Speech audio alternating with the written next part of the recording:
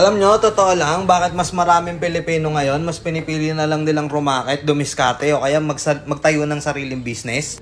Kasi nakakabuwisit maging empleyado, nakakapikon, nakakaubos ng pagkatao. Sipin mo ginastosan ka ng magulang mo mula preschool hanggang mag-college ka, tapos halos 100,000 na yung ginastos. Yung iba nga sa mga matataas na klase pa ng college pinasok sa mga matataas na klase pa ng university. Di pa yon yung mga nagastos mo sa mga projects mo. Ang laki! Tapos ngayon, nakagraduate ka na, mag-a-apply ka ng trabaho ngayon. Ang kailangan sa trabaho, kailangan bachelor's degree ka, 150 pesos. 350 pisong putang ina. Anyway, syempre, kailangan mo ng trabaho, kailangan mo ng experience. Pasok ka ngayon. Papasok ka ng late kaltas. Undertime ka kaltas. Tapos mag-OT ka, thank you, wala man lang welcome.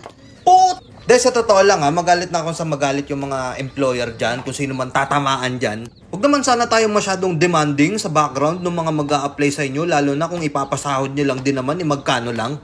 Oo, nandun na tayo, yung ibang mga business dyan, hindi pa ganun kalaki kumita. Pero sana man lang, yung requirements nyo, hindi naman sana pang astronaut na yung kailangan ng requirements. Tapos ipapasahod nyo 350. Itong video na to, mga empleyado dyan, magising-gising kayo. Tapos yung effort nyo sa pagtatrabaho, bonggang-bongga na kayo ng kumpanya. Tandaan nyo, kapag kayo nagkasakit at hindi nyo na kaya magtrabaho, umalis kayo sa trabaho nyo, napakadali nyong palitan. Ganun lang yun. Ngayon magtataka ka, bakit kaya si kumare at si kumpare? Bakit kaya yung kaibigan ko hindi na nagtrabaho? Yung iba nagla-live selling na lang, nagtitinda ng kung ano-ano sa Facebook. Okay pang maggano na lang Hawak mo oras mo, ikaw gumagawa ng pera mo. Pag may emergency ka, hindi mo kailangan magmakaawa sa kung sino mang Poncio Pilatong manager dyan o kung sino mang bisor dyan na pahirapan pa bago ka payagan, na humingi ng isang buong araw na pahinga. Galit pa sila sa'yo niyan.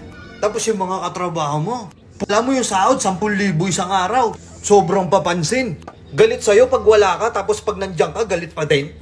Para tuloy nangyayari dun sa trabaho, hindi na pagalingan Pasipsipan Okay, alam ko marami magagalit dito sa content ko na to. Pero gusto ko lang maunawaan nyo na sana yung effort nyo sa pagtatrabaho, inaayon nyo lang sa kung magkano yung sahod nyo. At saka yung ibang mga nagpapa-apply ng trabaho dyan, baka pwede naman bawas-bawasan nyo yung requirements. Sobrang taas ng hinihingi yung requirements. Di bali sana kung dyan sa trabaho na yun, matutupad nila lahat ng mga pangarap nila sa buhay. Real talk, hindi naman. Pang-survive nga lang yan minsan nga kulang pa. Di ba? Yun lang. Peace out.